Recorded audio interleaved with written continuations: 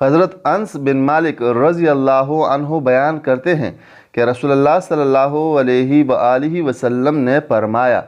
قرآن کریم پڑھنے والے مومن کی مثال نارنگی کی سی ہے کہ جس کا مزہ بھی اچھا ہوتا ہے اور خوشبو بھی عمدہ ہوتی ہے، اور اس مومن کی مثال جو قرآن کریم کی تلاوت نہیں کرتا وہ کھجور کی طرح ہے کہ اس کا مزہ تو اچھا ہے لیکن اس کی خوشبو نہیں ہوتی، اور اس فاجر کی مثال جو قرآن کریم کی تلاوت کا عادی ہے گل ریحان کی طرح ہے، جس کی خوشبو تو اچھی ہوتی ہے لیکن اس کا مزہ کڑوا ہوتا ہے، اور اس فاجر کی مثال جو قرآن کریم نہیں پڑھتا حنظل کی طرح ہے، جس میں مہک اور خوشبو بھی نہیں ہوتی اور اس کا مزہ بھی تلخ اور کڑوا ہوتا ہے۔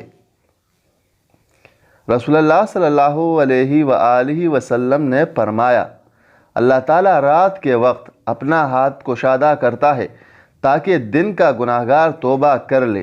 اور دن کو اپنا ہاتھ کھولتا ہے تاکہ رات کا گناہگار توبہ کر لے۔ یہ اس وقت تک ہوتا رہے گا جب تک سورج مغرب سے طلوع نہ ہو جائے۔ حضرت ثوبان رضی اللہ عنہ کہتے ہیں کہ بعض صحابہ رضی اللہ عنہ نے کہا کہ کاش ہمیں یہ معلوم ہو جائے کہ سونے اور چاندی کے علاوہ اور کون سا مال بہتر ہے تاکہ ہم اسے جمع کریں،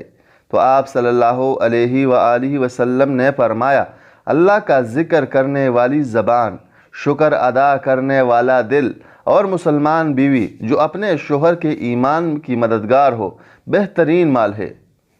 رسول اللہ صلی اللہ علیہ وآلہ وسلم نے فرمایا، جنت میں ایک اعلان کرنے والا اعلان کرے گا، اب تم صحت مند رہو گے، کبھی بیمار نہیں ہوگے، تم ہمیشہ جوان رہو گے، کبھی بوڑھے نہیں ہوگے، تم ہمیشہ زندہ رہو گے، کبھی مرو گے نہیں، اور تم ہمیشہ خوشحال رہو گے، کبھی بدحال نہیں ہوگے۔ یا اللہ جنت الفردوس میں جگہ عطا فرما، آمین ثم آمین۔